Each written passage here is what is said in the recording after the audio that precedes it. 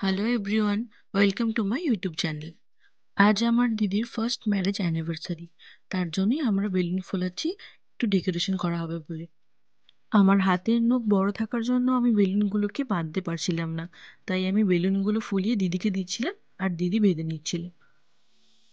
আমাদের সাথে ডেকোরেশনের দায়িত্বে ছিল আমার মা, কিন্তু মাকে আমি ফোনটা ধরে বললাম তুমি ভিডিও করো, বেলুনগুলো আমরা দুজনেই ফুলিয়ে নিচ্ছি।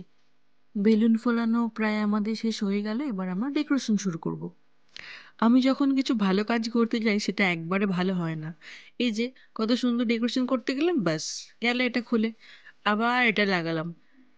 ভালোভাবে এটা আবার লাগিয়ে নিয়েছি, এরপরে চলে যাব নেক্সট স্টেপে। ফার্স্টে আমরা ভেবেছিলাম এইটুকুই রাখবো, তারপর মনে হলো সাইডগুলো একটু খালি খালি লাগছে, তারপরে আমরা সাইডের দিকে ওই জন্য কিছু বেলুন লাগিয়ে দিলাম। বেলুনগুলো লাগানোর পরে বেশি ভালো লাগছিল। এই যে সব থেকে বেশি যে মজা করবে বেলুনগুলোকে নিয়ে, এসে গেছে আমাদের মহারাজ। আর এটা হচ্ছে আমার ঠাকুমা। আমার ঠাকুমা এখানে ডেকোরেশন দেখতে এসেছিল, এসে বলেছে খুব সুন্দর হয়েছে। আর আমাদের বাড়ির নিচেই হচ্ছিল বাইরে রান্না, সেই রান্নাটাই ঠাকুমা জানলা দিয়ে মুখ বাড়িয়ে দেখছিল যে কতদূর কি হলো। আগের দিন এখানেই বনফায়ার হচ্ছিল, এর পাশেই, ওই জন্য আজকে রান্না হলো, যাতে একটু পিকনিক পিকনিক ভাব আসে। যার যেটা কাজ তাকে সেই কাজে লাগিয়ে দেওয়া হলো। ও আগের দিন ওই আগুনগুলো জ্বালাচ্ছিল, ওই জন্য ওকে বললাম তুমি আগুনগুলো জ্বালাও। আর এই যে এখানে আমরা বসে আছি, দেখছি আগুন জ্বালানো, আর ওইদিকে হচ্ছে রান্না। যার অ্যানিভার্সারি সে নিজেও রান্না করছিল, আমরা কিন্তু আমাদের কাজ করছিলাম, বসে আড্ডা মারছিলাম, গল্প করছিলাম।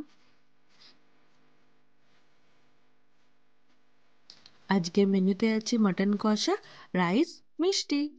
এখানে মাটন কষা হচ্ছে, আমরা তো কখন থেকে ওয়েট করছি যে কখন কষাটা একটু হবে আর আমরা নিয়ে একটু খেতে বসবো।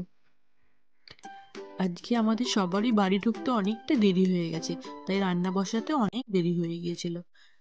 মাটন কষা হতে তো অনেক সময় লাগবে, তাই জন্য দুদিকে দুটো গ্যাস জ্বালানো হয়েছিল, যাতে রান্নাটা তাড়াতাড়ি হয়ে যায়। এইদিকে আমাদের রাইসের চাল রেডি হয়ে গেছে, এবার এখানে এক এক করে সব সবজিগুলো ভাজা হবে। আর এখানে মাটন কষাও প্রায় আমাদের হয়ে এসেছে। মোটামুটি আমাদের সবই রেডি হয়ে গেছে, এবার রান্নাটা হয়ে গেলেই আমরা ওপরে গিয়ে কেক কাটবো, সেলিব্রেশন করবো। রাইসের সব সবজিগুলো ভাজা হয়ে গেছে, এবার আস্তে আস্তে রাইসের সবজিগুলো নামিয়ে নিয়ে নিচে গামলিতেই মাখিয়ে নেওয়া হচ্ছে। আমাদের রাইস এইদিকে রেডি হয়ে গেছে।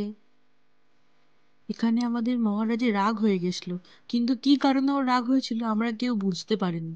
এখানেই চুপ করে বসেছিল অনেকক্ষণ পর, তারপরে একটু মহারাজের রাগটা থেমেছিল। কেকটা আমার জামাইবাবুর ভাইরা নিয়ে এসেছিল। কেকটা দেখতে যতটা সুন্দর, তার থেকে খেতে আরো অনেক বেশি সুন্দর হয়েছিল। আর এই যে আমাদের ব্রাইড, যার আজকে অ্যানিভার্সারি। কেক কাটার আগে একটু এবার ছবি তোলা হবে। দিদি আর জামাইবাবু দুজনেই বিয়ের শাড়ি আর পাঞ্জাবিটা পরেছিল, বেশ সুন্দর লাগছিল কিন্তু দেখতে ওদের দুজনকে। এবার কেক কাটার পালা। তার আগে এটা জ্বালানোর চেষ্টা করছি, এটা কিন্তু অনেকক্ষণ জ্বলছিলই না, তারপরেই হঠাৎ করে জ্বলে উঠলো।